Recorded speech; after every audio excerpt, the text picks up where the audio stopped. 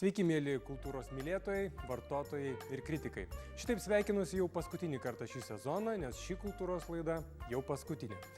Nuo rytojaus ištisus 2 mėnesius tik stebėsime ir esant progai galbūt fiksuosime kultūrinį Lietuvos gyvenimą, bet nieko nerodysime, o rudenį, žinoma, stengsimės pasivyti prarastą laiką.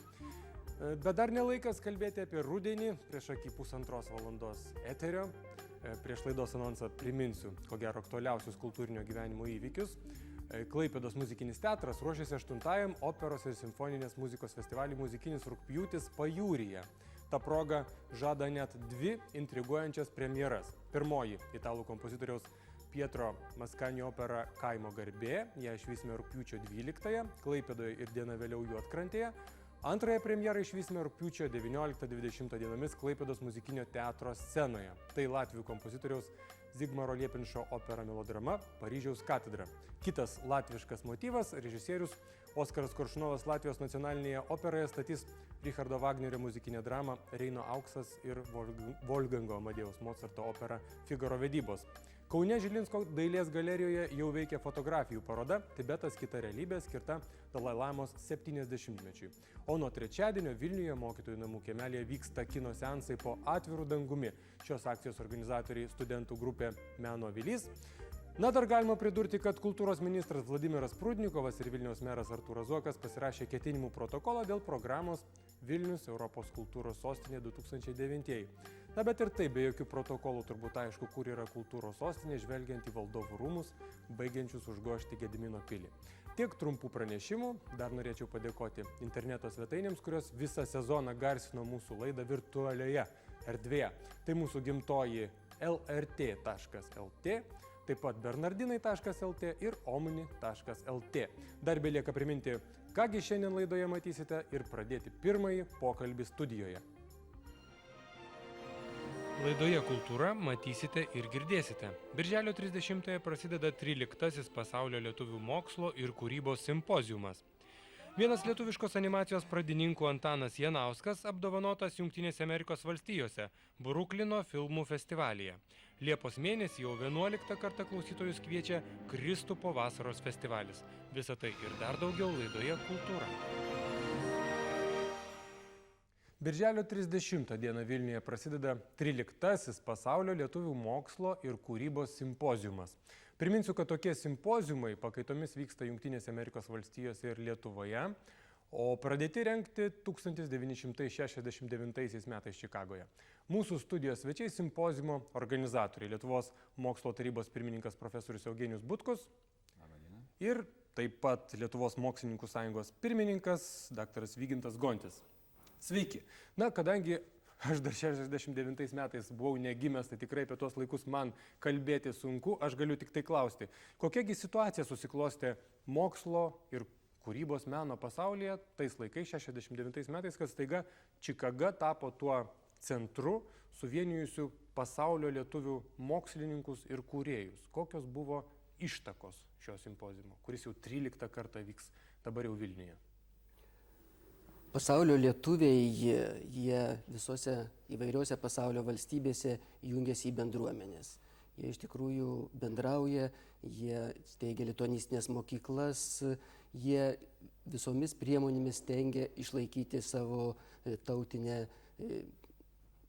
kultūrinę prigimtį ir ryšius su Lietuva. Tai visiškai natūralu, kad didžiausioje bendruomenėje, Jungtinėse Amerikos valstijose, pas JAV lietuvių bendruomenėje kilo mintis, kad bendrauti reikia ne tik tai sporto srityje, ne tik tai meno srityje, bet reikia bendrauti ir tiems žmonėms, kurie dirba kūrybinį mokslinį darbą. Kūrybinį mokslinį darbą ir turi tam tikras sąsajas ir su kultūra. Jie taip pat turi rinktis į savo renginius, bendrauti ir aišku, kad iškiliausi žmonės, tokie kaip Kalifornijos universiteto profesorius Algirdas Avižienis, jo kolega Arvydas Kliorė iš Technologijos universiteto, jie pabandė tą idėją įgyvendinti, surengė pirmąjį simpoziumą Čikagoje ir tas, aišku, lietuviams patiko, bendravimas pas juos yra įprastas jų bendruomenėse ir jie nusprendė tęsti reguliariai tuos renginius ir, aišku, jų prigimtis ir paskirtis šiek tiek keitėsi, bet aišku, aišku, išliko pagrindinė dvasia.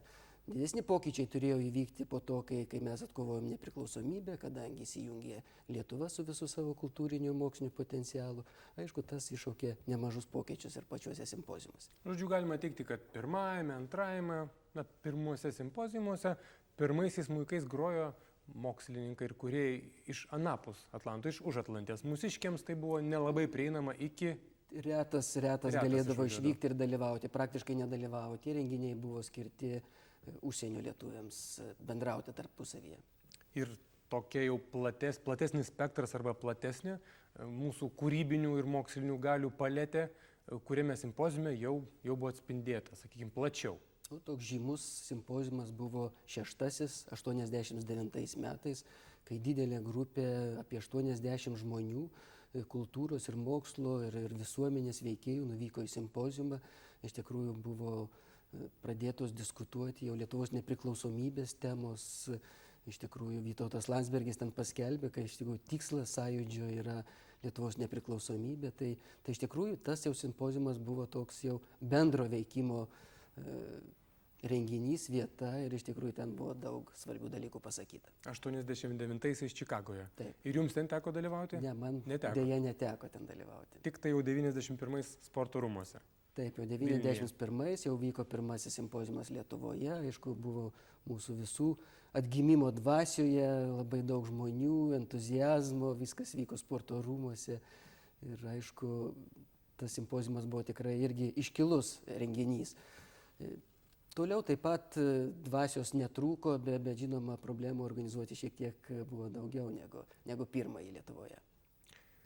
Ar galima būtų teikti, kad simpoziumai rengiami anapus Atlanto ir Lietuvoje, gerokai skiriasi pagal savo tematiką ir problematiką? Aš suprantu, kad pakankamai sudėtingas klausimas, nes jūs nedalyvavote Čikagoje simpoziumuose? Ne, tai Čikagoje ir jau po 91 taip pat vyksta Čikagoje. Taip pat vyksta, reiškia, kas antras vyksta Čikagoje, kitas Lietuvoje ir teko mums nuvykti ir pajausti tą dvasią. Tai po 91 iš tikrųjų dvasia esmingai skiriasi. Reikia suprasti, kad patirtis žmonių labai skirtinga, reiškia. Ta aplinka, kurioje jie bendrauja, reiškia, tai, kuo jie gyvena, iš esmės skiriasi. Labai didelis skirtumai, iš tikrųjų, bažnyčios žymiai didesnis vaidmuo, jų tarpusavio bendravime, reiškia, tas akivaizdžiai matosi. Tautiškumas, jo išraiškos formos yra gerokai besiskiriančios negu Lietuvoje. Taip, kad iš tikrųjų tie žmonės, kurie iš Lietuvos nuvažiuoja tenai į Čikagą, jie pajaučia tą prieškarinę, užkonservuotą Lietuvą šiuolaikinio pasaulio, reiškia, fone. Iš tikrųjų, didelis įspūdis, paveikiantis yra tas įspūdis, kaip ten viskas atrodo. O čia Lietuvoje, aišku, viskas jau yra truputį kitaip, mūsų kitokia patirtis ir vertybių sistema turbūt šiek tiek kitokia, bet tas labai svarbu, kad gerasias pusės, gerasias vertybės mes išsaugotume, panaudotume tolimesnė Lietuvos plėtrai, kultūros mokslo plėtrai. Taip, prašau. Gal vienas turbūt dar toks būtų pastebėjimas, kad iš tiesų tie simpoziumai leido užmėgsti kontaktus, tokius rimtesnius kontaktus tarp išeivijos mokslininkų ir Lietuvos mokslininkų. Iki tol jie irgi buvo daugiau mažiau realizuojami, tačiau epizodiniai, o šitie simpoziumai sudarė prielaidas iš tikrųjų tokius betarpiškus užmėgsti kontaktus. Ir aš žinau ne vieną atvejį, kada Lietuvos mokslininkai pradėjo išeiti į pasaulį dėka šitų simpoziumų, nes išeivijoje buvo tikrai ne vienas žymus mokslininkas, kuris iš įvairių šalių sudalyvaudavo tose simpoziumuose ir ieškodavo partnerių, ieškodavo kolegų savo darbo temose, kurios būtų artimos jiems ir kurios būtų įdomios Lietuvos mokslininkams, ir taip užsimezgė ne vienas kontaktas. Ačiū, dabar reklama, o po jos mes išsiaiškinsime, ar visuomet susikalba lietuviai mokslininkai ir lietuviai mokslininkai gyvenantis kitose šalyse.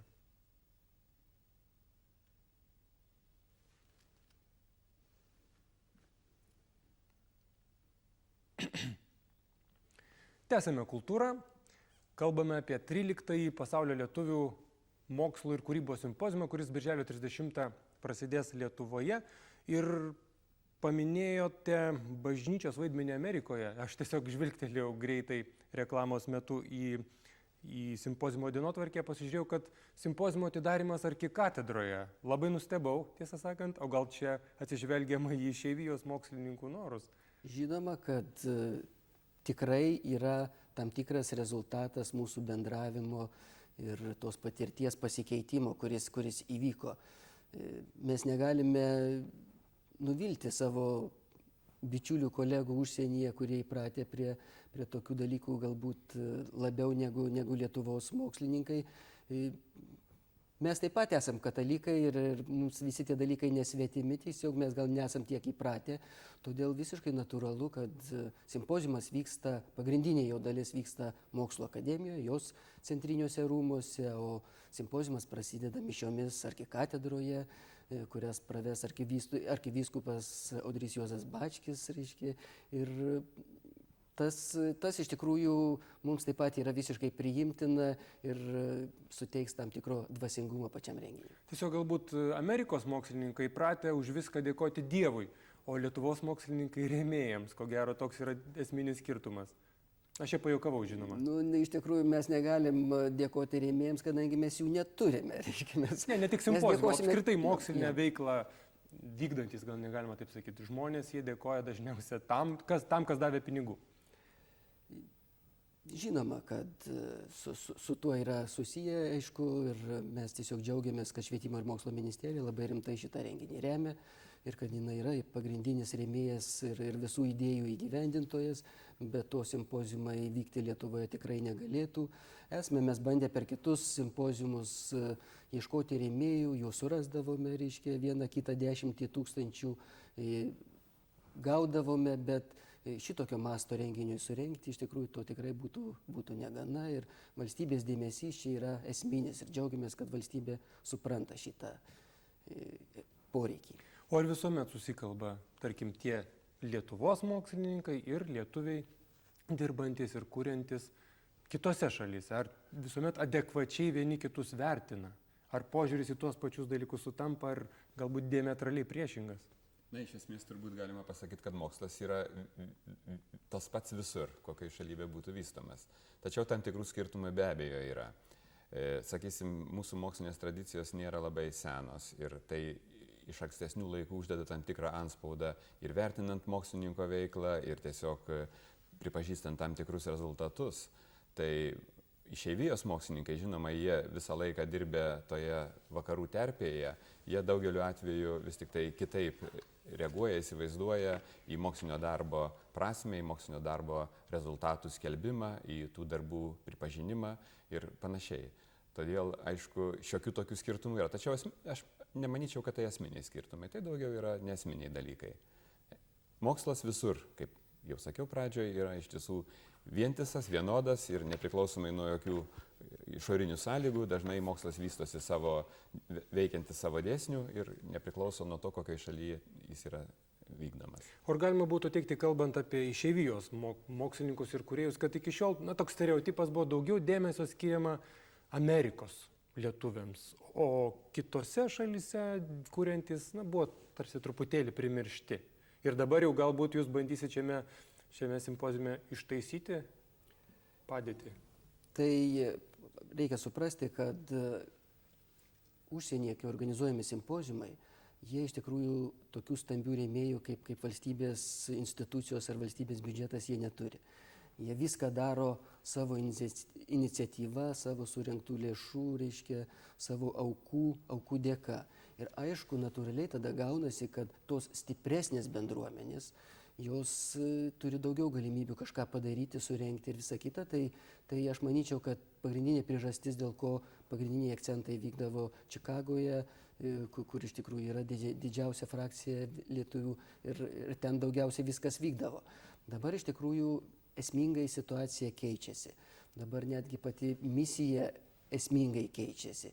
Jeigu tada buvo uždavinys suburti užsienyje dirbančius lietuvius, sujungti juos į bendravimui ir bendram darbui, tai dabar iš tikrųjų mes kalbame apie visus lietuvius esančius čia Lietuvoje, dirbančius mūsų valstybės naudai, bet mes įsivaizduojame, kad visi lietuviai visame pasaulyje turi dirbti mūsų tautos ir kultūros poreikiams, turi turi dirbti mūsų valstybei ir iš tikrųjų formuluojame tokią pasaulio lietuvio sampratą arba visiškai nauja idėja, virtualios Lietuvos samprata, kur iš tikrųjų nepriklausomai nuo to, kur tie lietuviai dirbtų, jie dirba kūrybinį darbą, jų kūrybinis darbas gali būti reikšmingas visiems Lietuvai, lietuvių tautai ir iš tikrųjų juos reikia jungti. Tai vat, pagrindinė misija, aš manau, šiek tiek ir šitam plakate atsispindi, tai yra tas virtualios Lietuvos paremtos kultūra, mokslų žiniomis kūrimas. Tai čia yra pagrindinė misija ir labai daug diskutuosime ir užsienio lietuviai kelia klausimą, kaip jiems sugrįžti ir įsijungti į Lietuvos institucijų ir programų veiklą. Tai simpoziumas turi spręsti ir šį klausimą, aiškiai pasiūlyti mechanizmus, kaip reikia kūrybingiems žmonėms sugrįžti į Lietuvą, kaip čia pradėti savo darbą Lietuvoje, kaip surasti ryšius Lietuvoje. Ar į simpoziumą atvažiuoja tik senesnės kartos mokslininkai lietuviai, ar ir trečioji banga grįžta į Lietuvą? Jeigu jūs nueisite į mokslo renginius ar kultūros renginius čia Lietuvoje, jūs pamatysite, kad vyresnioji karta tenais taip pat vyrauja. Reiškia, iš tikrųjų taip yra, kad vyresnioji karta galbūt labiau domisi tais dalykais, bet simpoziumas kelia uždavinį patraukti visus, informuoti visus, pakviesti, suteikti ypatingai papildomas galimybės jaunesniems. Švietimo ir mokslo ministerija remia atvykimo išlaidas visiems jauniesiems mokslininkams, kurie atvyks iš užsienio.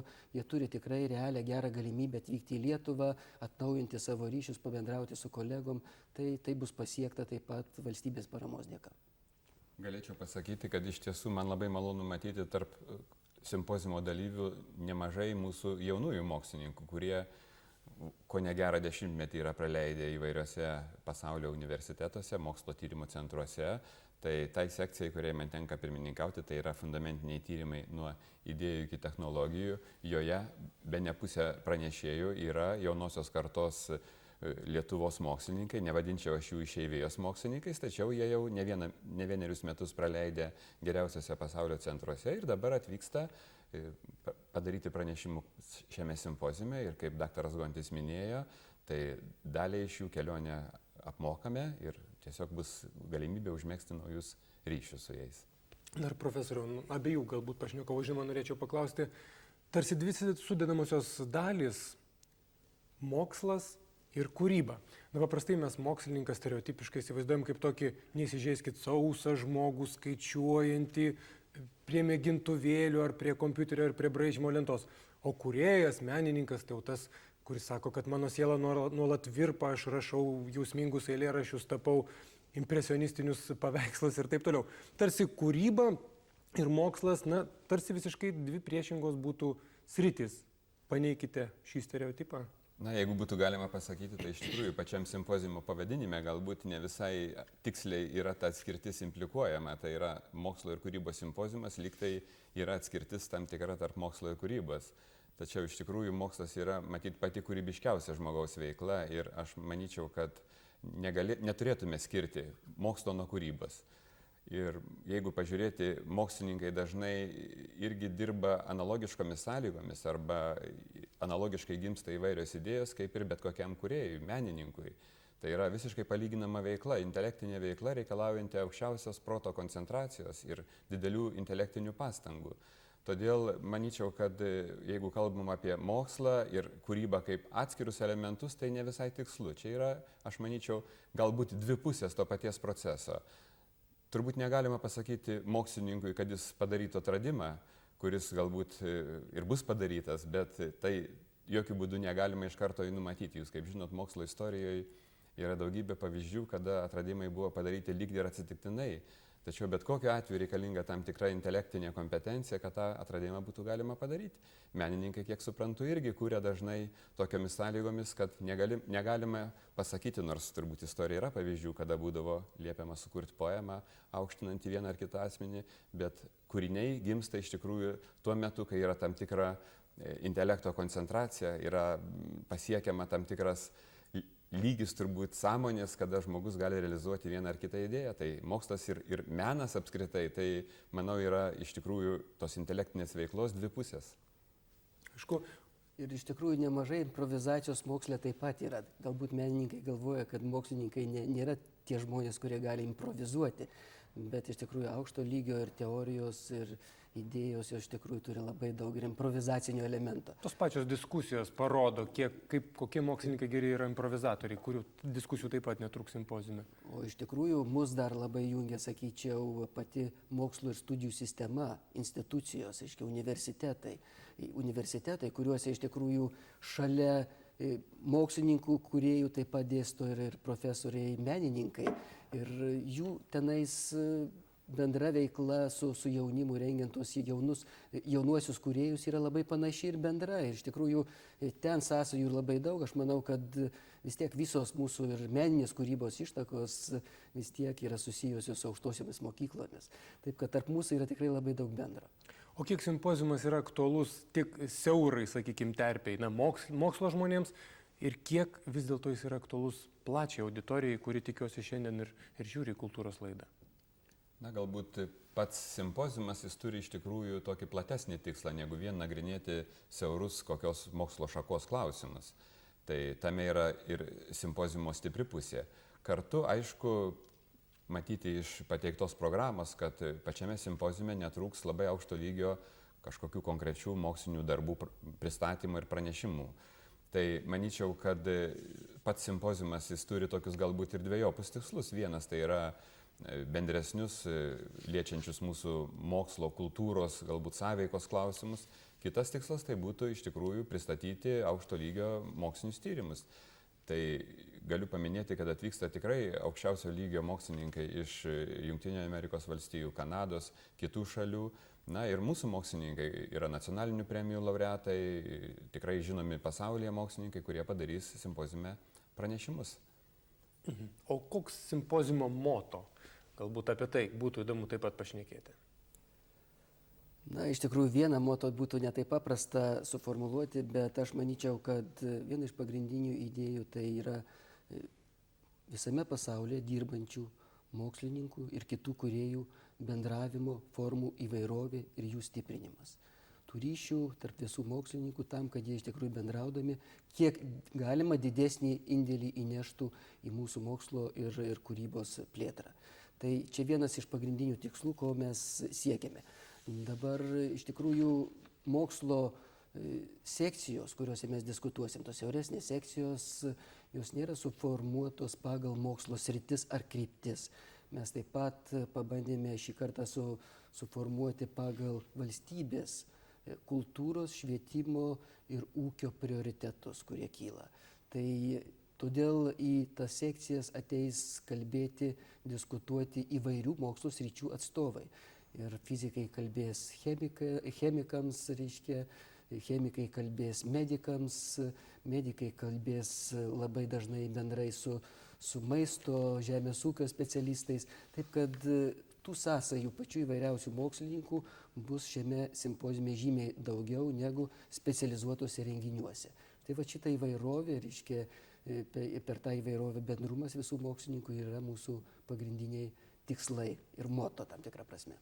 Ir galima būtų pasakyti, kad plenariniai posėdžiai, kurie organizuojami kiekvienos dienos pradžioje, tai iš tiesų yra labai bendro pobūdžio klausimai, juose nagrinėjami, pavyzdžiui, Lietuva, kultūra, švietimas, tai yra bendro dėmesio sritys, tai visi mokslininkai dalyvaus ne tik sekcijose, bet ir plenarinėse posėdžiuose. Tai manau irgi bus galimybė pasikeisti mintimis, išdiskutuoti įvairias mokslo, kultūros aktualijas.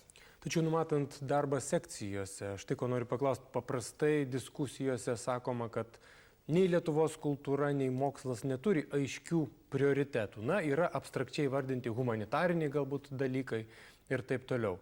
Ar jūs nepasiklydote tarp tų prioritetų? Ar čia vis dėlto iš piršto laužtos tos diskusijos, kad nėra tokių aiškių prioritetų Lietuvoje?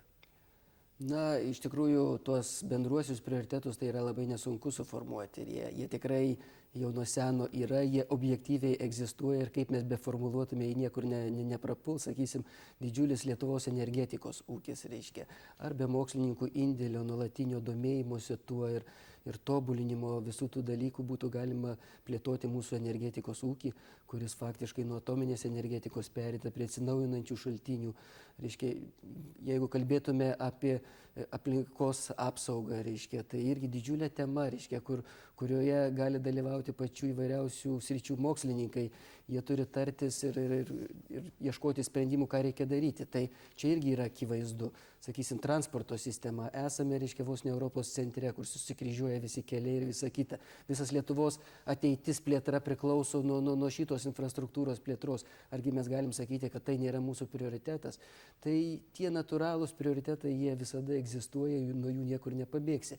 Taip pat, aišku, yra tie madingi prioritetai, kurie atsiranda iš pasaulio mokslo raidos, sakysim, nanotechnologijos ar kitos aukštosios technologinio žinių visuomenė. Mes nuo jų taip pat niekur nepabėgsime, mes mokslininkai jais domimės, mes juos taip pat keliame ir į savo prioritetų sąrašą ir aš manau, apie tai irgi bus daug simpoziume kalbama. Todėl natūralūs prioritetai jie yra, tik reikia juos tinkamai įvardinti. Ačiū Jums už smagų pokalbį, už gražius atsakymus. Na štai, mėlyjeji, šioje laidoje, kaip ir viso sezono metu, mes išlaikome tradicinę laidos kompoziciją. Po pirmojo, drįsčiau sakyti, akademiško pokalbio, jūsų laukia dar muzikos skirelis su Dariumi Užkuraičiu, šeštadienio pokalbiai, kuriuose išgirsite ir išvysite vieną lietuviškos animacijos pradininku Antaną Janauską, knygų apžvalgą su Aidu Puklevičium. O laidą baigsime dar vienu pokalbiu studijoje. Šį kartą su maestro Donatu Katkumi propaguosime Kristupo vasaros festivalį, kuriame giedos netgi baikerių choras. O dabar trumpi mūsų laidos korespondentų siužetai. Tautvydės Valentaitės žvilgsnis į Vilniaus festivalį ir vienas žymiausių pasaulio violončelininkų Miša Maiski.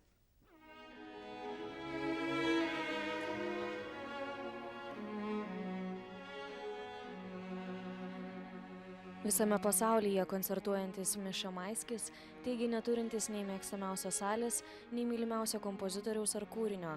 Anot jo, artimiausia muzika yra ta, kurią groja tuo momentu. Vilniaus festivalio svečias Nacionalinėje filharmonijoje koncertuos rytoj.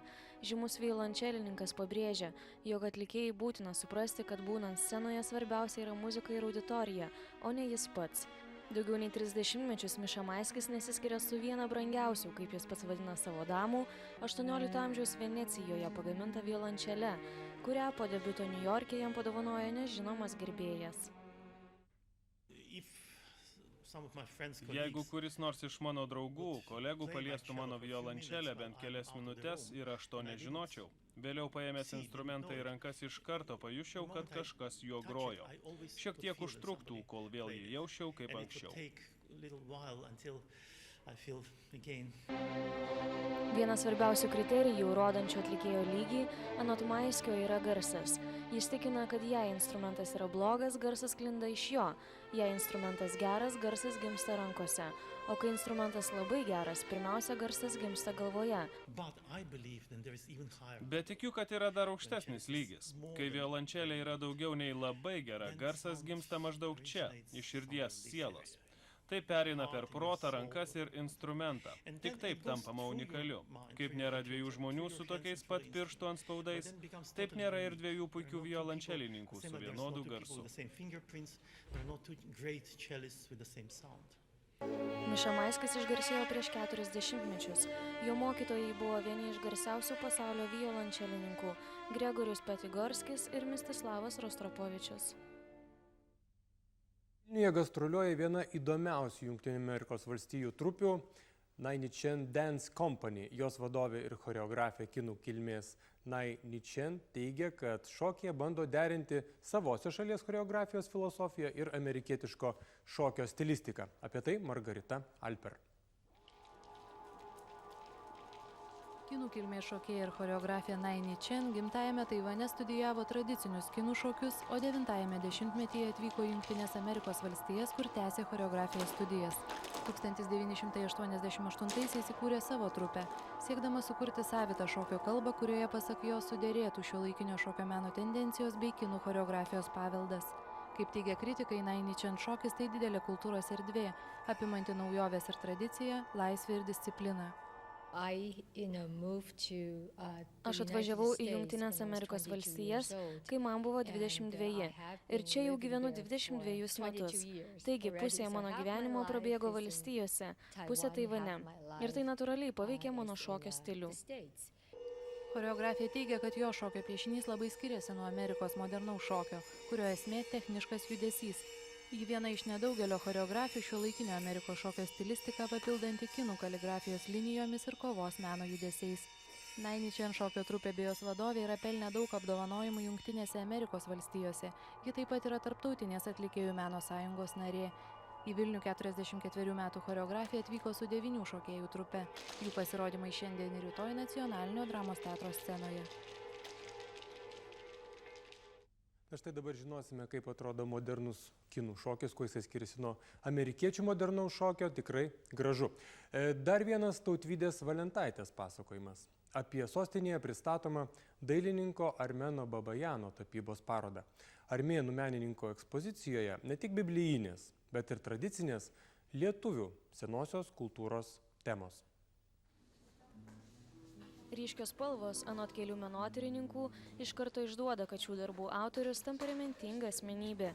Armenas Babajanas po 10 metų praleistų Lietuvoje pristato savo personalinę parodą. Joje autoriaus pamėgtos temos – Vilniaus senamiesčio, šalies provincijos vaizdai, moters brandos kelias.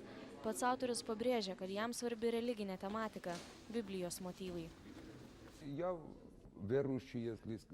Esu tikintis, bent jau neateistas, tai tikrai. Tikėjimas yra manyje, ateina toks momentas, kreipiesi į Dievą.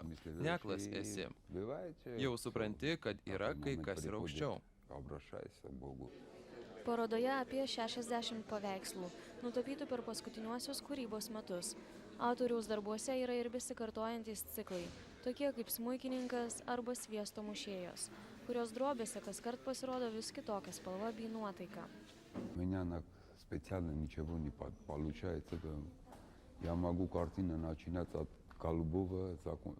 Man niekas specialiai neišeina, galiu pradėti paveikslą nuo mėlynos spalvos ir baigti viską raudonai. Aš iki šiol nesupratau, nuo ko tai priklauso.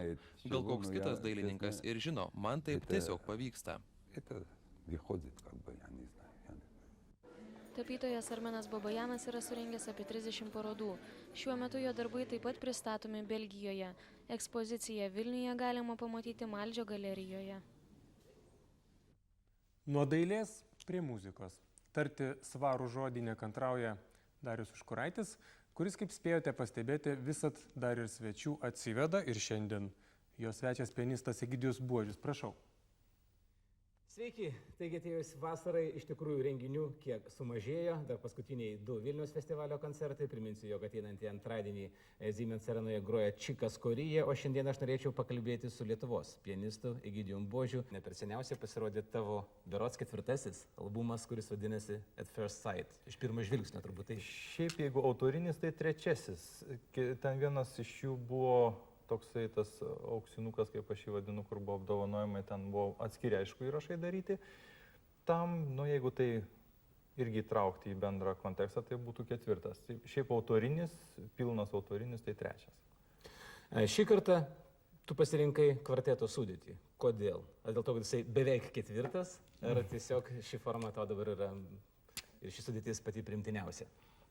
Kadangi prieš tai buvę albumai buvo visiškai kitokie ir man kažkaip neįdomu kartotis. Pirmas buvo jazzy popsas, ten buvo daug labai programuotos muzikos, elektronikos ir vokalo.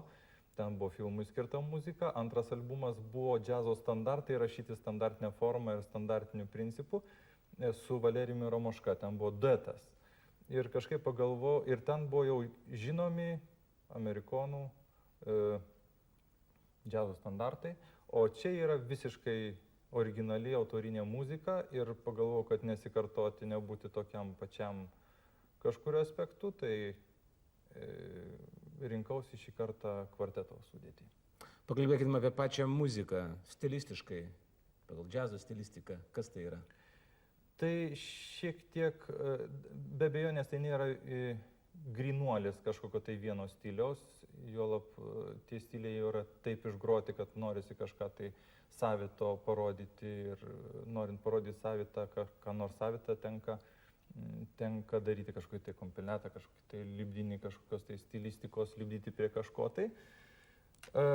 Šiek tiek lotynų, šiek tiek bebopo, šiek tiek hardbopo, šiek tiek funkio netgi sakyčiau. Ir nežiūrint galbūt, kad šiek tiek yra įvairovės tarp kompozicijų, tokios, sakyčiau, tiek nuotaikų, tiek stilistinės, netgi nepasakyčiau, kad labai būtų kažkokie tai posūkiai kardinalūs, bet jisai iš principo yra toks gana vientisas, sakyčiau, nes pati sudėtis nekinta per visą albumą. Gana dideli yra dar intarpai fortepijono solo pačios kompozicijos vidury. Tokia, aš tai pagalvojau, ne tai naujovė, bet šiokio tokio įnešti standarto laužimo, nes paprastai po būgnų solo jau turėtų grįžti temą, bet šiuo atveju dar pasigirsta vienas fortepijonas, kuris sugrąžina į pačią temą. Su tavim šiame albume groja tikrai gerai žinomi šiuo metu Lietuvoje džiazmenai Valerijus Ramoška, Darius Rudis ir Eugenijus Kanevičius. Kodėl pasirinkai būtent juos? Tu manai, kad tai yra geriausi ir jie tiesiog geriausiai gali atlikti tai, ko tu nori? Aš su jais jau bendradarbiauju labai ilgus metus. Su Valerijum jau mes apie 10 metų ir faktiškai mes jau labai nemažai groja koncertų, vienas kitą labai gerai jaučiam vienas kito stilistinius niuansus ir Saugiu Kanevičium, Eugenijum Kanevičium mes irgi jau pragrojam, man rodos, apie 6-7 metų. Darius Rudis atėjo kiek vėliau, aš tai paskaičiau kažkur apie porą metų mes su juo bendradarbiavome, apie 2,5 maždaug. Taip, kad ta sudėtis nėra atsitiktinė, kad aš būtent šiam projektui susibūrėme padaryti įrašą, bet tai yra jau ilgamečio bendradarbiavimo pasiekmė. Paprastai džiazas yra improvizacinė muzika. Kiek šiame kompakte yra improvizacijos ir kiek vis tik yra tavo pakankamai griežto kaip autoriaus, kaip kompozitoriaus diktato? Griežta yra tik tai tematinė medžiaga, harmoninis planas ir kompozicinė struktūra. Kiekvienas atlikėjas užpildo savimi, nes aš rinkausi tuos atlikėjus, kurie man būtų artimesni ir vidumi savo atlikimo manierą, kurie mane gerai suprastų ir ta muzika taptų vientisa ir vienalypė savo lydiniu visų. Ir improvizacija, faktiškai kiekvienas atlikėjas turi savo solo ir tose pačiose tonaliniuose rimuose, ta prasme, prisilaikant tų senų tradicijų, senų standartų. Tai nėra viskas išrašyta natomis nuo pirmos iki paskutinės natos. Ne. Tai yra tik tai tematinė medžiaga. Paskui netgi ir tematinė medžiagoje mes kiekvieną kartą grodami kažkas tai įvyksta naujo, kažkas įvyksta nepakartojimo, nes neįmanoma sugroti 2 kartus vienodai. Ir aš tik tai skatinu kiekvieno atlikėjo iniciatyvą, nes kiekvienas savimi dar paspalvina, paįvairina pačią medžiagą. Kągi, šiaip ir taip sėkmės tavo darbuose. Priminsiu, jog šiandieną pas mus lankėsi džiazo pianistas Egidijus Buožis, kuris ką tik išleido naują albumą At First Sight. O mes pasimatysim jau kitą kartą. Iki. Ačiū Dariui, ačiū Egidijui. Dabar skelbiu dar vieną reklaminę pertraukėlę.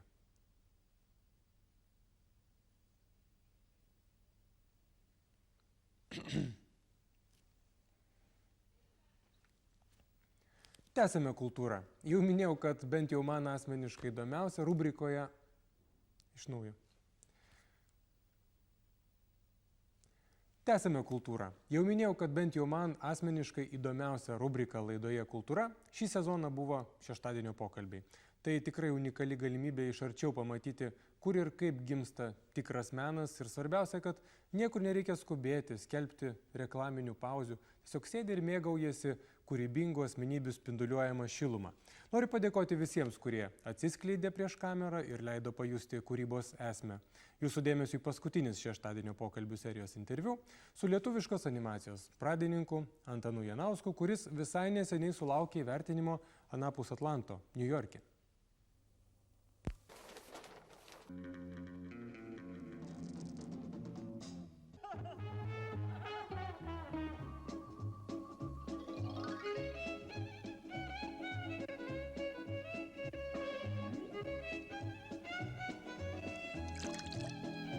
Antanas Janauskas – vienas lietuviškos animacijos pradininkų. 1970-aisiais jo sukurtas animacinis filmas Iniciatyva, pirmasis Lietuvos kino studijos filmas išvydęs Lietuvos kino teatrus ir šiek tiek vėliau tarptautinių festivalių ekranus.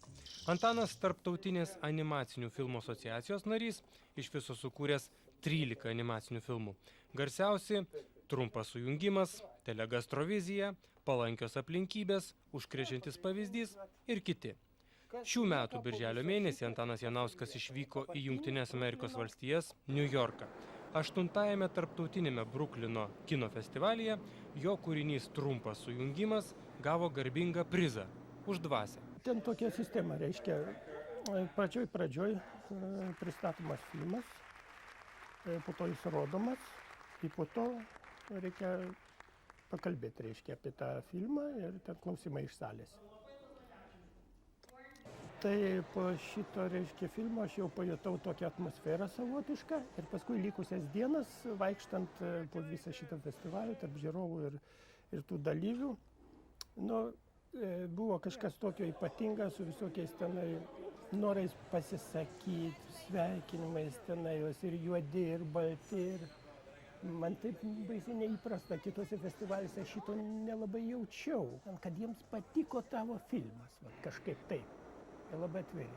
Aišku, viskas baigėsi tuo, kad visi tie congratulations ir tenais very nice ir taip toliau, reiškia, apdovanojimas buvo tokioj kategorijoje už Award Spirit.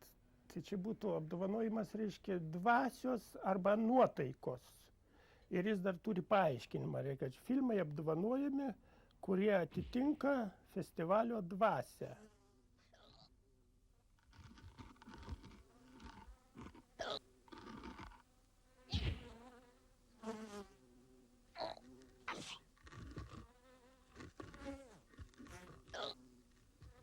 Animacinis filmas Trumpas sujungimas jau aplankė daugiau nei 20 tarptautinių festivalių ir kviečiamas dar į 8. Jis rodomas netgi Kinijoje. Kažin kodėl būtent Trumpas sujungimas bene geriausiai kotiruojamas Antano Janausko kūrinys. Aš manau, kad kiti taip pat daugelis buvo. Daleiskim, ir Užkrečiantis pavyzdys buvo vaikiškam festivalyje Čikagoje dar anais laikais, 89 metais. Ir ovacijos buvo irgi taip pat pavadinimu paprašytos atsiųsti ir viskas sumokėta San Diego, Amerikoje. Aš nežinau, iš Lietuvos ar yra koks nors kitas filmas buvęs, animacinis, reiškia, tokiuose didžiuliuose festivaliuose. Bet San Diego tai yra ne holivudinių filmų festivalis, kuris trunka 3 ar 4 mėnesius. Telegastrovizija, daleiskim, dar ir pernai Norvik ir BAF festivalyje Anglijoje. Reiškia, jis jau pasibaigęs senai tasai festivalinis laikas, nes festivalinis laikas tai yra 18 mėnesių, 2 metai, taip sakyti. O po to jau vis tiek į festivalius neberodo. Bet Telegastrovizija ten buvo įtraukta ir ten tokių buvo parašyta atsiliepimų labai gerų, kad publika jį išrinko geriausiai ten, reiškia, 10-tuke.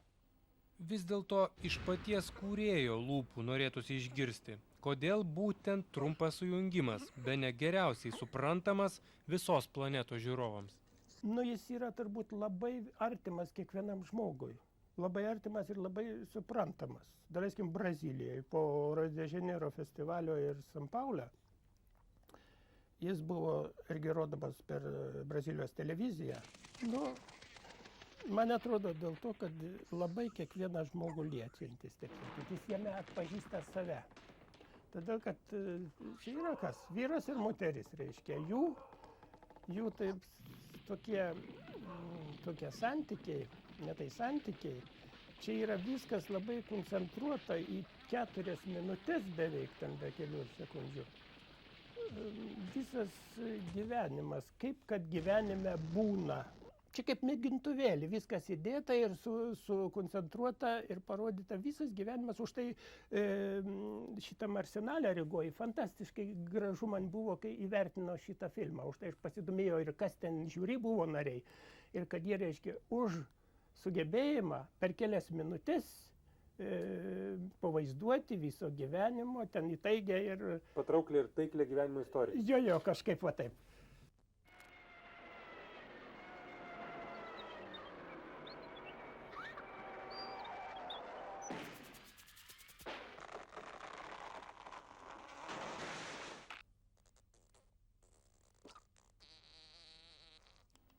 Beje, o kur slypi animacijos stebuklas ir grožis? Kodėl, tarkime, tos pačios pamokančios gyvenimo istorijos negalima pateikti pasinaudojus paprasčiausią vaizdo kamerą?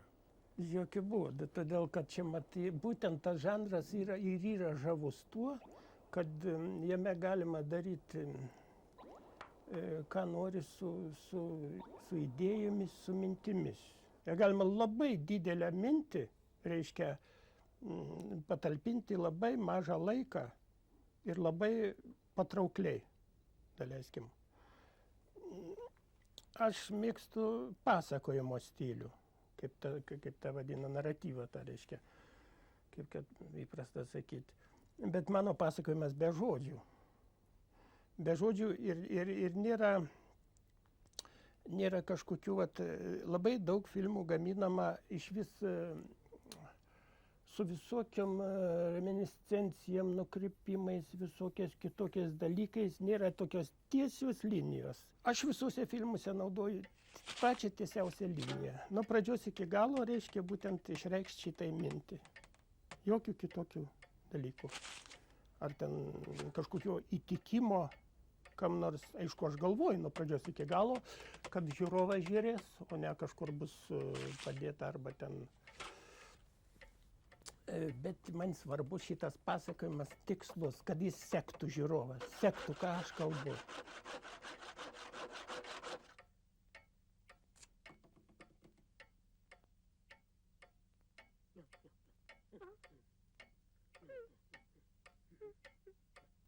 Tačiau žiūrovai animaciniuose filmuose turbūt ne visuomet ieško gilių minčių.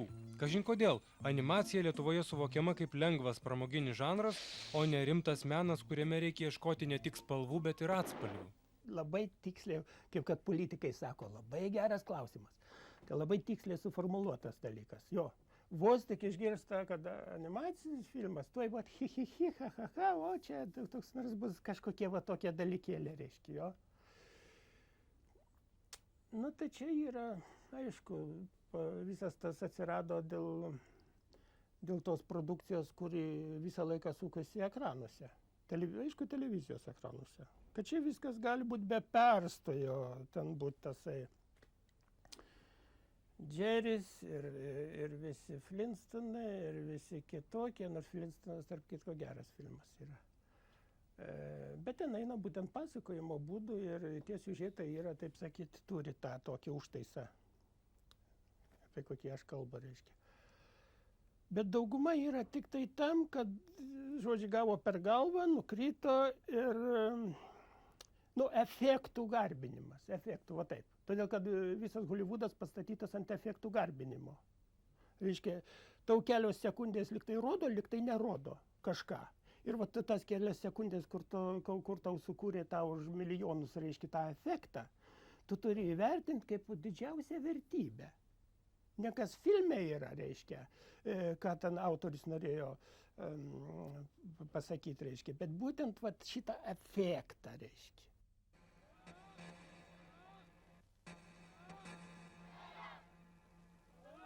Jeigu koprodukcija būtų, tai tuoj pat įsijungtų viena kita šalis ir produceriai kitą, sakytų, ne, reikia galvoti, kad vat suvirškintų tas, kuris sėdi prie televizijos valgydamas, kad jam būtų taip ir taip.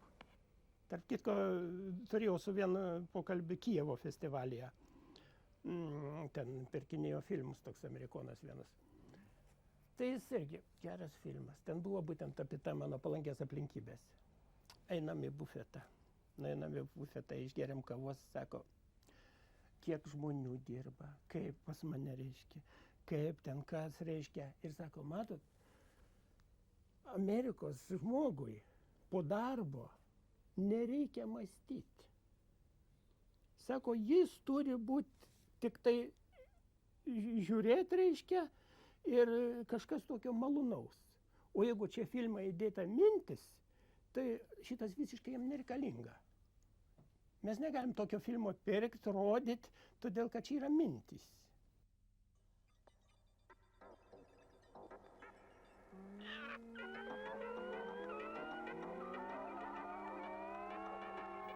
Iš vadinamųjų modernių medijų laikų grįžkime į praeitį, kai buvo sukurti pirmieji Antano Janausko animaciniai filmai. 1970 metais pasirodė pirmasis oficialus filmukas Iniciatyva, tačiau prieš tai buvo ir kitų filmų, kurie dėja neišvydo didžiųjų ekranų. Aš padariau tokią mergaitę ir velną, jau spalvota. Lietuvoje nebuvo spalvoto ryškinimo, tik Rygoje. Ir jį išryškino, bet ten buvo meno taryba, viskas, reiškia, norėjo įdėti į kroniką, Lietuvos kroniką, kai buvo žurnalai visokiausi, apibraižos žurnalai. Bet nesugebėjo įdėti, todėl kad tais laikais neteitų į galvą, kad spalvota kopija leis dėl vieno fragmento. Būtų fragmentas iš kelių siužetų žurnalas ir vienas fragmentas spalvotas, animacinis siužetas. Tai šito negalėjo tada būti, nes juosta buvo limituojama iš Maskvos. Kiek užsakai, tiek ir gauni. Ir tokiu būdu negalėjau įdėti, reiškia. Tada man kilo mintis, reiškia, padaryti, o atskiro gabalo negalima išleisti. Viskas turi būti už Maskvos užplanuota ir turi būti numeris ten Maskvoje. Kitaip tai niekas ekranuose negali rodyti. Tai tada atsirado tasai, kad daryti nespalvotą ir kad galima būtų išleisti atskirai ir jau kaip po filmą. Ir taip atsirado Iniciatyva.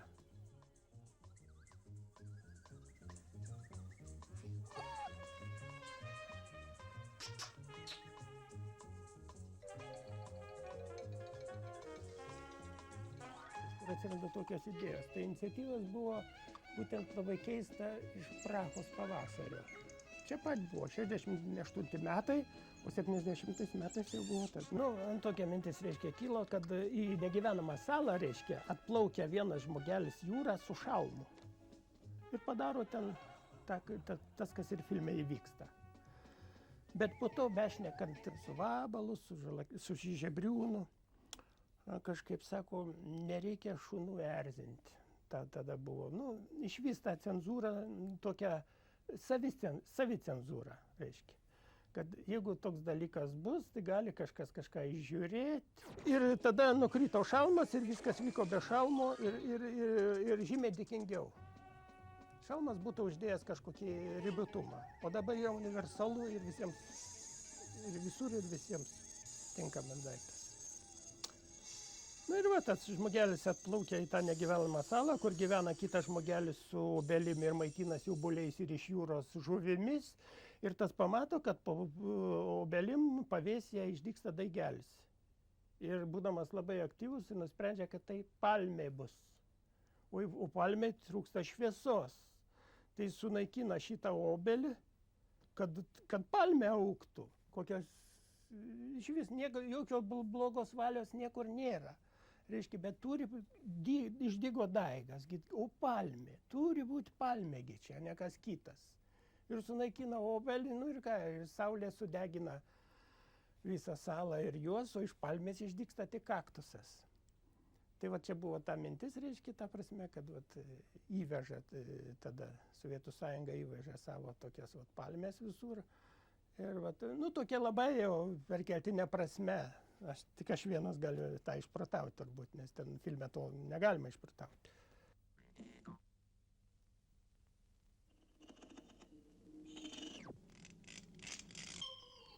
Animacinių filmų prodiuseriai visame pasaulyje labai nustemba sužinoję, kad Antanas dirba vienas. Jis pats ir kūrėjas, ir administratorius, tikra barbė devindarbė. Dabar didžiąją Antano laiko dalį suryja susirašinėjimas su festivalių rengėjais. kažin ar pakaks jam laiko ir jėgų naujam filmui. Viskas yra patvirtinta ir išskirtos lėšos, aš turiu daryti filmą, bet aš nedarau, todėl kad aš neturiu laiko ir man skaitau, kad tai yra man būtina būtent šitie festivaliai. Nes jeigu šitą atiduoti kažkam kitam, tai vis tiek didelį darbą turėčiau ir aš pats dar ten, manęs neišeitų. Ir čia didelis pasitenkinimas būtent šitie festivalė, tai yra rezultatas. Tai jau laikas bręsta daryti filmą. Tai bus, tai dabar tai nežinau, ar verta aiškinti, koks ten bus, reiškia, bet jis turi tokį pavadinimą Smalsi moteriškė. Bet aišku, tai nebus apie moteriškę, o bus tik tai, jie aišku dalyvaus tame filme, bet ten bus irgi labai globalus reiškia dalykas.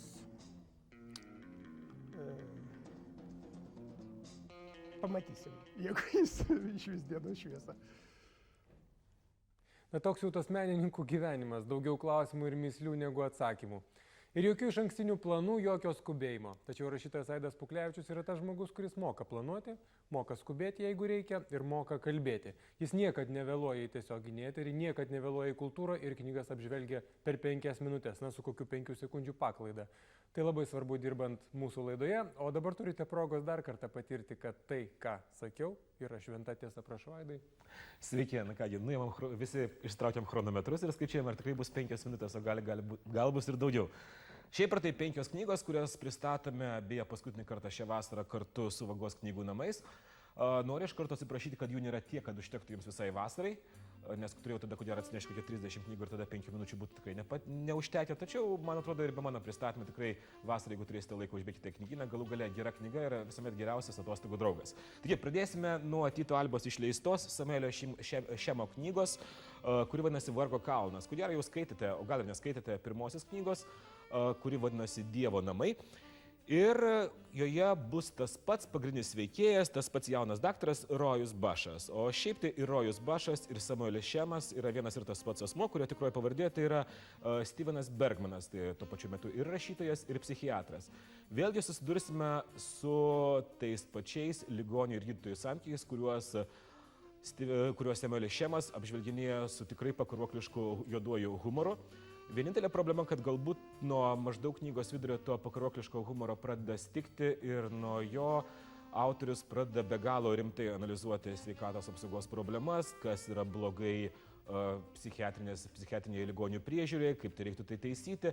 Na ir dar vienas šioks toks mažas knygos trūkumas, kad vis dėlto aš žinau pats, kad kartais parašius ją atrodo labai sunku išbraukti kiekvieną savo žodį, kuris atrodo labai geras ir prasmingas, tačiau šitai 700 puslapių knygai būtų tikrai nepakenkę, jeigu ji būtų sutrumpinta mažiausiai 100, gal net ir daugiau, nes visas tas mintis, kai buvo galima sudėti į šiek tiek trumpesnę knygą ir ji būtų netgi lengviau skaitoma. Tačiau šiaip ar taip, tam, kam patinka juodas humoras, tam, kam patinka juodas medicinis humoras, šita knyga tikrai turėtų patikti.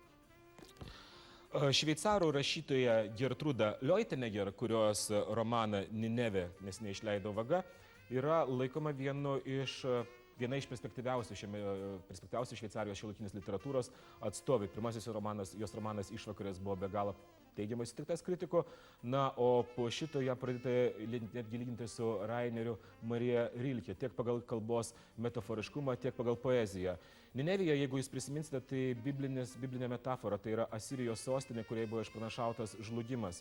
Ir būtent tarsi tokio žlugimo išvakarės yra vieną naktį trukantis 2 įsimylėjėlių sutikimas, kurio metu jiems atsiveria ir praeitis, ir dabartis. Labai poetiškas romanas Gertruda Leutenegger ir jos knyga Ninevė. Douglas Couplandas irgi yra šiuolaikinės rašytojų kartos, šiuo metu jau Kanados rašytojų atstovas, laikomas vienu iš ryškiausių vadinamosios X kartos Generation X rašytojų, nes būtent taip ir vadinasi 91 metais išleistas jo romanas Generation X. Šita naujoji knyga Gyvenimas po Dievo, kurią išleido Tyto Alba, nagrinėja tos pačios būtent kartos problemą, nes jo nuomonė tai yra pirmoji karta, kurie gimė po religijos.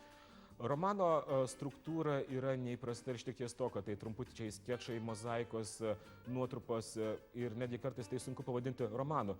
Tačiau pagrindinė jo idėja yra ta vis dėlto, kad nepaisant to, kad tu esi užaugęs aplinkoje, kai tarsi tau ir nereikia nieko, tarsi tavo dievas yra buitis, panašus dalykai, staiga tu pradedi trokšti kažko, kas yra už tave didingesnio, geresnio, tobulesnio. Ir būtent atsiranda paprastas, primityvus ir senoviškas Dievo noras. Douglas Couplandas ir jo knyga Gyvenimas po Dievo. Vagos leidykla, jeigu jūs esate pastebėję, turi tokią seriją, kuri vadinasi N14. Ir šioje serijoje išleista nauja knyga Kastu Alibrandi, kurią parašė populiari ir labai pripažinta australų rašytoja Melina Marketa. Knyga tarsi būtų apie labai įprastą dalyką. Mergainai 17 metų, jos laukia stojamieji egzaminai, mama griežta, senelė dar griežta, staiga jis susitinka savo tėvą, apie kurį niekuomet nebuvo nieko girdėjęs, o jeigu girdėjo tik tai blogą ir staiga supranta, kad jis nėra toks jau blogas. Jos širdis draskosi tarp dviejų vaikinų, kurių vienas irgi tarsi geras ir rekomenduojamas, o kitas tarsi blogas, bet jai labiau patinkantis. Ir dar prie viso šito pridėkime tai, kad ji yra Australija gyvenanti Sidnėjuje, Italija gyvenanti Sidnėjuje. Australai šaiposi iš jos dėl to, kad jie Italija, italai šaiposi iš jos dėl to, kad jie jų nuomonė per daug australiška. Tačiau, nepaisant iš viso šitos kaleidoskopo ir kokteilio, gaunas tikrai smagi, tikrai įtaigi jaunos merginos brendimo istorija. Melisa Marketa ir jos romanas Kastu Alibrandi. Na ir dabar knyga, kurios aš dar pačios rankoje neturiu, nes jį išeis tik tai, man atrodo, kitą savaitę, tačiau noriu jums iš karto ją rekomenduoti. Tai yra Vagos netrukus išleista. Žmogaus, kuris niekuomet neišlipa iš populiariausių knygų 10-tuko Lietuvoje, Paulo Coelho, brazilų rašytojo, naujas romanas Zahiras. Vis dėlto nepasivarginau ir net knygos dar neturiu, bet sugebėjau jos rasti anglišką variantą, paskaičiau. Na, ir aš nežinau, kodėl galite mane mėtyti akmenis visi tie, kur yra Paulo Coelho garbintojai, gerbėjai ir kuriems yra Alchemikas atvėręs akis į gyvenimą ir kitos knygos yra visos geros ir panašiai. Tačiau mano nuomonė, maestro po truputį pradeda išsirašyti ir galbūt yra priežastis tai, kad jis kiekvieną savaitę laikraštyje turi po savo kolonėlę, o rašant po savo nuolatinę kolonėlę, man atrodo, tikrai labai sunku susikaupti didesniam žanrui. Zahiras tai yra apsėdimas, tai yra menamo rašytojo, kuris beje labai panašus į Paulo Coelho, romanų literatūrinio herojaus žmona, kuri dingosi ir būtent mintis apie ją tampa jo gyvenimo apsėdimu. Na, bandykite, galbūt jums ir patiks, nes aš esu įsitikinęs, kad tiek Paulo Coelho Lietuvoje turi tiek pat gerbėjų, kaip ir visoje pasaulyje, o išverstas, man atrodo, jau į 54 kalbas ir išleistas virš 50 milijonų egzempliorių tiražu visi knygos. Žodžiu, laukite, kitą savaitę knygynuose šitą knygą tikrai turėtų pasirodyti. Man atrodo, viskas šį šeštadienį. Atsisveikinu, geros vasaros, galbūt pasimatysime rudenį. Iki. Ir tau geros vasaros, o vasara tikrai žada būti gera jau vien dėl to, kad Liepos 3 dieną startuoja 2 mėnesius truksantis Kristupo vasaros festivalis. Beje, pernai festivalis išrinktas geriausių metų renginių sostinėje. Mūsų svečias – Kristupo festivalio meno vadovas, tarp kitko dar ir nuolat maksimalistiniais užmojais stebinantis dirigentas, altininkas, muzikologas, pedagogas ir kažkada dar ir kino aktorius Donatas Katkus. Labadiena, maestro. Atvarėt mane tokią dieną. Šitiek... Ieškojot paparčio žiedą. Bet taip ieškota buvo, kad, žinot, labai sunku atsikelti. Jis toks atviras. Nu, ką darysi? Reikia būti nuoširdžiam. Nuoširdžiam. Gerai, o radot žiedą nuoširdžiai, pasakykit, ar ne? Žinot, mes dar rasim. Aš tikiuosi, kad šitas žiedas bus mūsų festivalis. Nors kaip paprastai žiedas nėra taip lengvai randamas. Kartais ir jo nerandi. Kaip mūsų mokyklai mokė, paparčiai yra sporiniai induočiai ir jie neturi žiedų. Gal ne tose pačiose mokyklose mokėmės? Ne apie tą žiedą kalbą. Apie kitą. Apie kitą. Gerai, o kurgi festivalio žvaigždės, kitos iškilios asmenybės, kodėl tik viena atėjo šiandien pas mus į studiją? Visi yra išlakstę, išvažinėję, koncertuoja Kristupo klavyrų meno vadovas profesorius Petras Genišas išvažiavęs, koncertuoja, profesorius Leopoldas Digrys, vargonų meistras, reiškia, jis irgi išvažiavęs koncertuoja, tai kad mes rinkomės, mane vieną įstumė, reiškia, tokią dieną pakalbėti apie festivalį. Bet ko gero nesuklydo, labiausiai verta atsiuntėm. Be abejonės, ypatingai po vakarykštės labai vertas.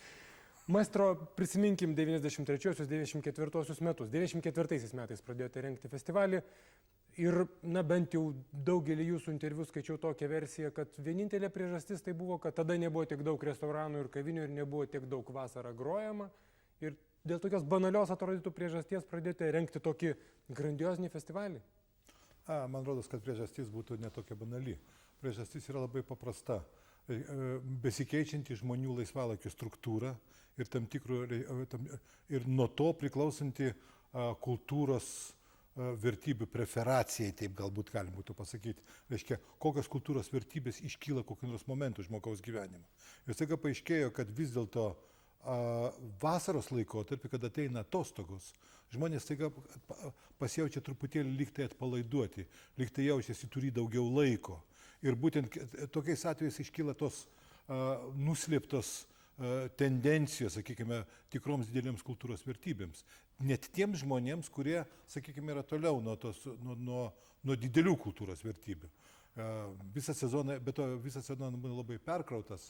Kartais žmogus pasimeta, jis galvoja, kaip tas buridano asilas, ar čia reikia eiti, ar čia nueiti, tada nueina į restoraną. O neaplanko kokio nors koncerto ar kokio spektaklio. O vasara kažkoks truputėlį kitoks laikotarpis. Ir pasirodo, kad kai mes, pavyzdžiui, pradėjom rengti festivalius, tai pasirodo, kad mes turim publikos, kad žmonės mums reikia. Šiandien aš galiu visiškai kompetentingai pasakyti, jau kiek metų mūsų šitas festivalis yra absoliučiai gerai lankomas. Ir, pavyzdžiui, vargonų koncertai, įsivaizduokit, vasara, karšta, saulė šviečia, 30 laipsnių, sekmadienis, 1 valandą dienos. Pilna salė, ne salė, bet pilna Kazimiero bažnyčia žmonių.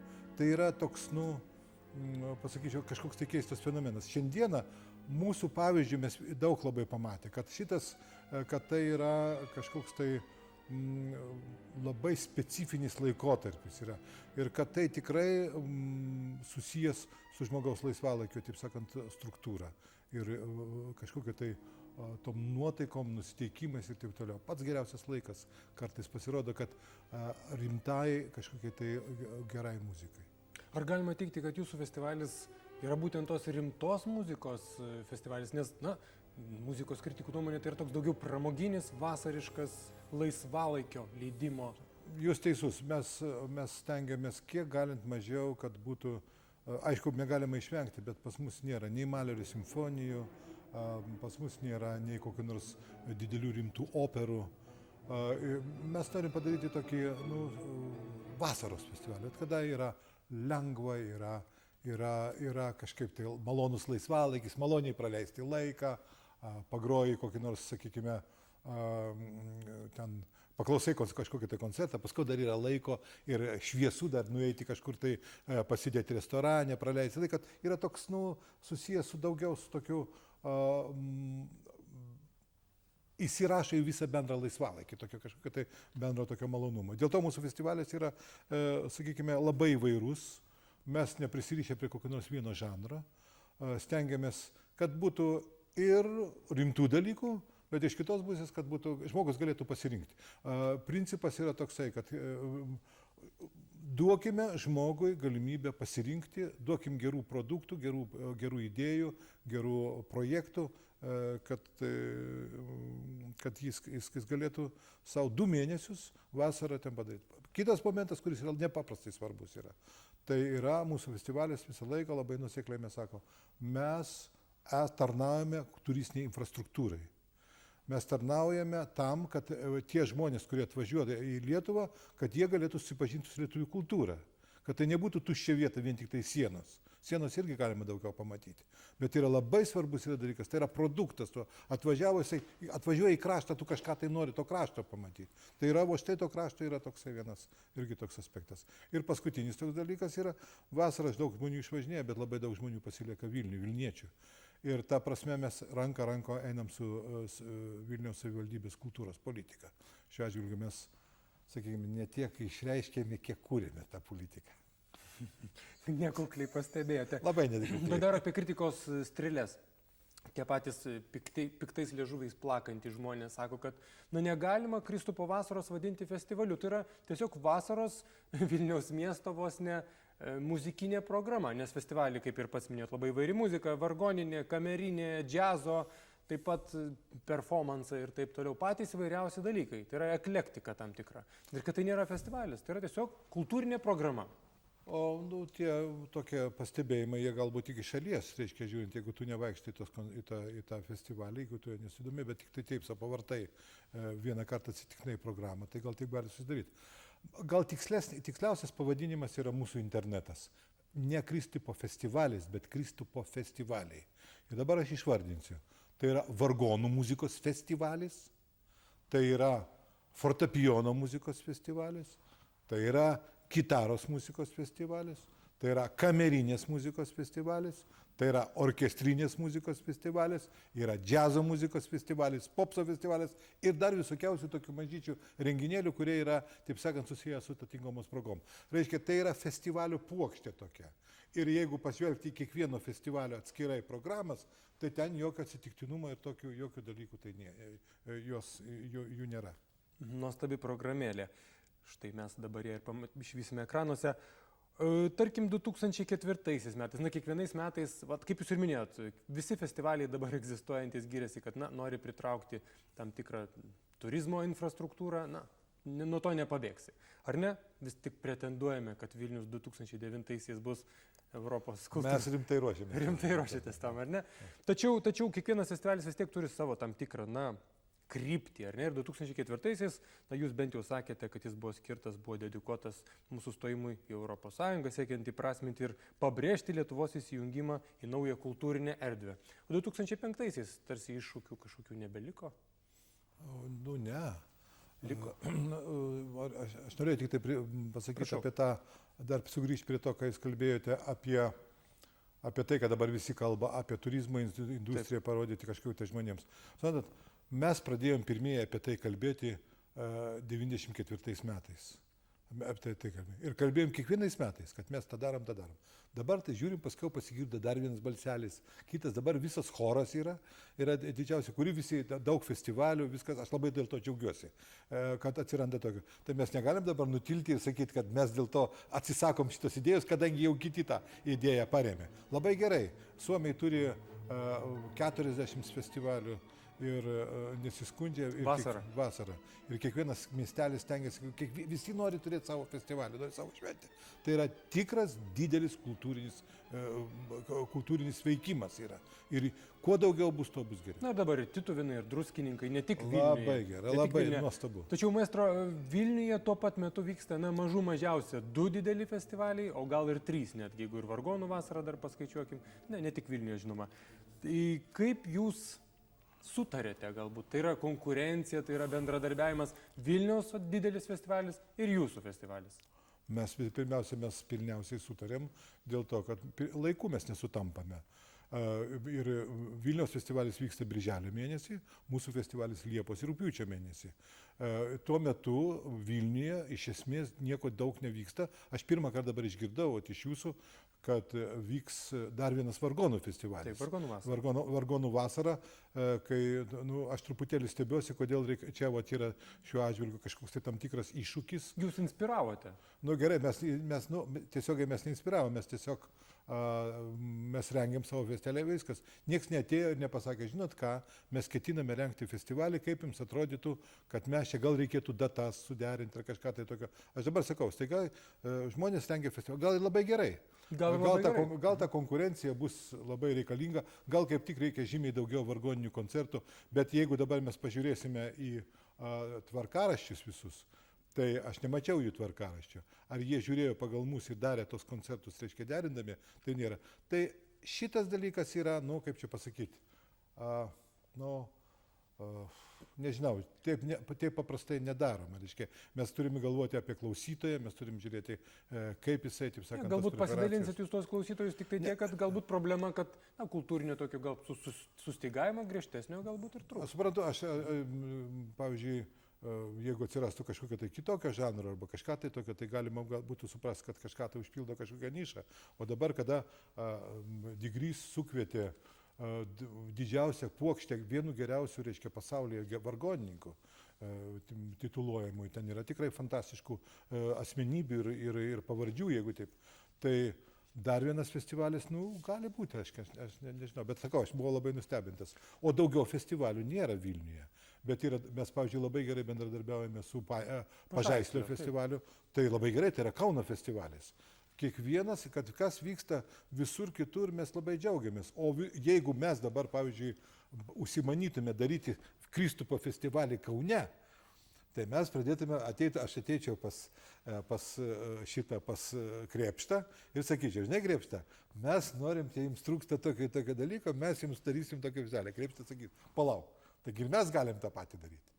Bet, reiškia, man atrodo, festivaliai pasidalins tą Lietuvos padangę. Aš tai ne prieš, kad daugiau kultūros buvo. Čia yra, gal vyriausybė yra kur nors žmonės, kurie sako, kad pas mus per daug kultūros, arba kokie nors ir kultūrininkų, kurie sako, kad, žinot, kodėl muzika, o kodėl ne kiti žanrai. Darykit, kodėl kiti žanrai nedaro. Tegul daro rašytojai savo festivalius, tegul daro dailininkai, parodas ir taip toliau. Gerai, maestro, grįžkim prie Kristupo vasaros. Gerai, atsiprašau. Na, jūs čia nupolitikavom truputėlį.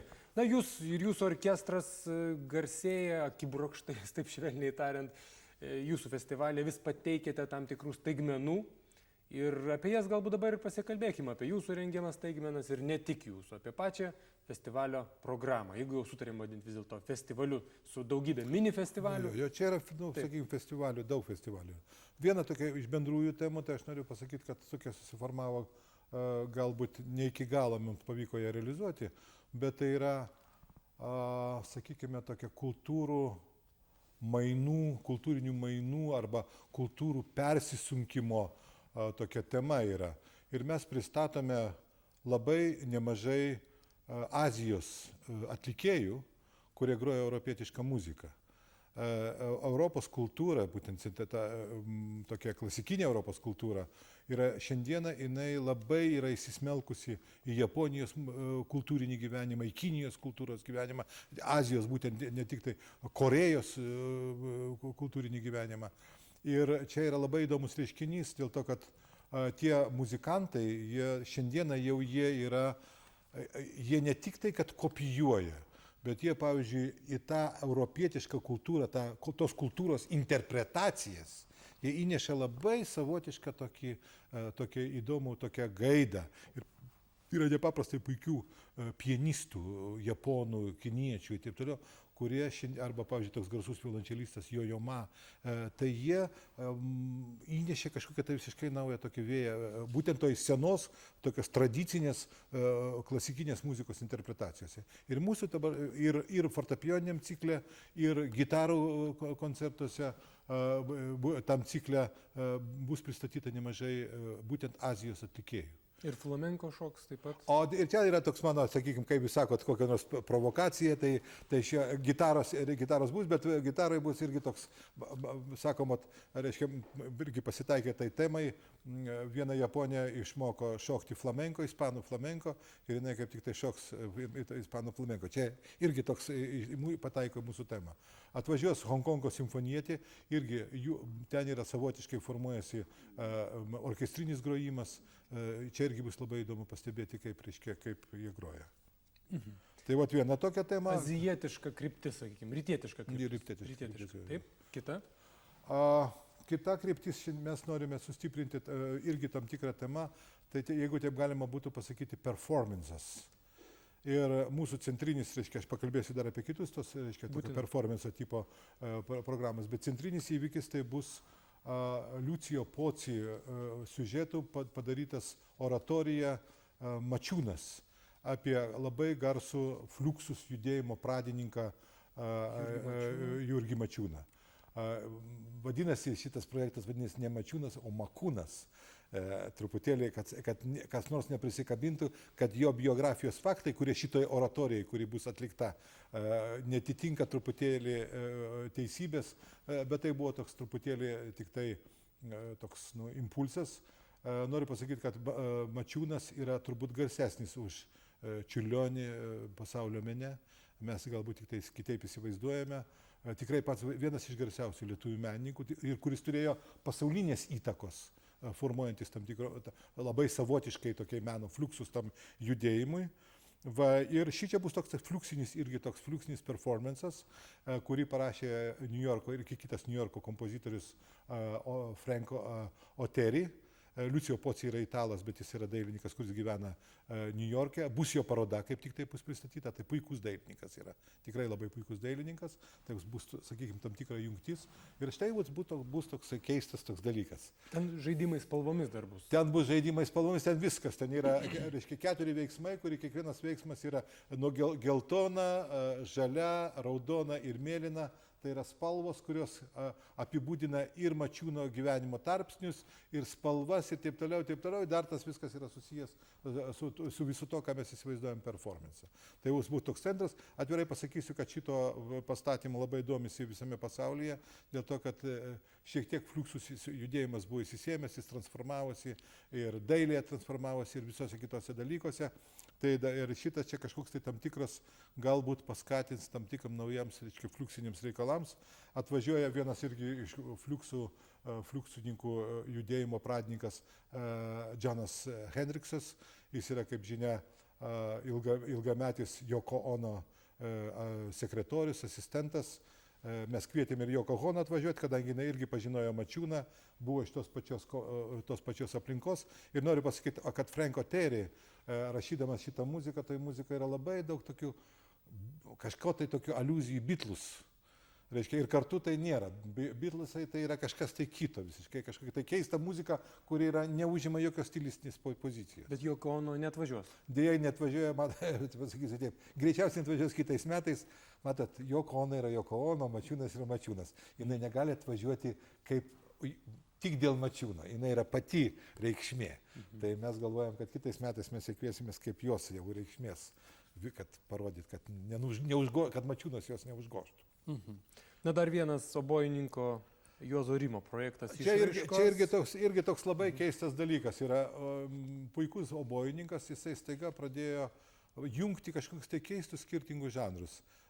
Jisai dainuos lietuvių liaudies dainas, gros Mozartą, irgi yra toks kažkoks tai yra savotiškas žanrinių požiūrį dalykai ir dainuos Šuberto dainas. Reikia pasakyti, kad po barokio laikotarpis ir po klasicizmo Šubertas buvo pirmasis kompozitorius, kuris pradėjo dainas rašyti, ne operinės arijas. Operinė arija, kada žmogus apsimeta veikėjų. O šičia jis yra pats dainuoja. Ir asmeniškumas tam tikras yra. Tai va šičia bus labai toks irgi tam tikro performance momentas yra. Kitas performances bus su labai garsiu dailininku Stasiu Eidrigevičium. Stasys Eidrigevičius labai irgi didelis performance veikėjas. Kaskadų trio jie tenais gros Kutavičiaus kūrinį, kuris yra parašyta, taip ir parašyta Stasio paveiksliukai, specialiai jam parašyta ir ten bus vėl dar vienas toks performances. Žodžiu, turime dar vieną tokią bendrąją temą, kuri bus. Ir, sakykime, dar prie performance'ų galima bus priskirti Kristupo dieną, Liepos 24 dieną. Mes tenais Kalnų parke bandysime, aš ten bandau sukurti simfoniją motociklams, susitarim baikerių klubais, kurie tenais jie irgi bandysim, čia irgi tam tikrą performance, irgi tokia mačiūniškas toksai dalykas, kur skraidys ant deltasparnio vienas trambonistas ir gros trombonu. Dabar tik pasakykit, maestro, kaip galima sukurti muziką motociklų varikliams, tarkim, mes puikiai įsivaizduojam, kaip galima fortepijonui ar akordionui ar gitarai kurti muziką, o motociklams jūs parsivežat į namus. Pažiūrėkit, ar nėra graži muzika? Naktis. Jūs saldžiai miegate. Ir staiga, sanadyt, pro namą pralekia toksai plonu ir pralenkia. Jūs prabundat, tai yra muzika, tai yra kažkoks tai įvykis. Tai yra džiaugsmas kažkoks tai yra. Tai įsivaizduokit, kada visi staiga, visas namas pradeda būsti, ten kažkas baladotis, viskas. Tai kaip tie motociklai, jis jie tokia. Ir čia yra garsas, kurį galima modifikuoti, kai jis turi įvykio reikšmę kažkokią tai. Tai vat bandysim kažką, bet gal nepavyks, pažiūrėsim. Tai tikro garso bus? Tik tai jo garsas. Motociklai. Yra įvairaus dydžio, kaip savo kubų. Įvairaus diapazono varikliai. O jūs pats mokat važiuoti motociklu? Jokių būdų aš negalėčiau kurti tada motociklams. Gerai, ir 24 dieną dar turėjo būti mitologinis epas Neoforas, tačiau jo nebus. Su to Neoforu taip išėjo, kad čia labai brangus projektas, pirmiausia dalykas. Antras dalykas, savivaldybė parėmė šitą projektą, bet jinai, taip sakant, ta prasme iškėlė daugiau, kad Vilniaus dienos galbūt galėtų jie pasirodyti. Ir ten buvo daug dar kitų tokių, sakykime taip, objektyvių priežasčių. Ačiū, maestro, kad tokią dieną, po tokios nakties, apsilankėte pas mus. Labai smagiai pašnekėjot ir apie motociklų muziką, tai turbūt buvo įdomiausia laidos dalis. Tikrai dėkoju ir kultūros žiūrovams taip pat noriu pasakyti sudie, palinkėti geros vasaros, žinoma, su Kristupu arba su kitais festivaliais. Taip pat norėčiau padėkoti ir už dėmesį skirtą mūsų kukliai 1,5 valandos laidai. Patikėkite, tikrai stengiamės dirbti kuo geriau ir mūsų pašnekovai stengiasi kalbėti kuo įdomiau. Laidoms taip pat kruopščiai ruošiasi kaip ir mes. Taigi, jei bent vienas pokalbis jūs užkabino ir sudomino, tai jau visai neblogai. Visą vasarą žiūrėkite kultūros rubriką Panoramoje, o naujų ar atsinaujinusių Lietuvos televizijos kultūros laidų laukite jau nuo rudens. Iki.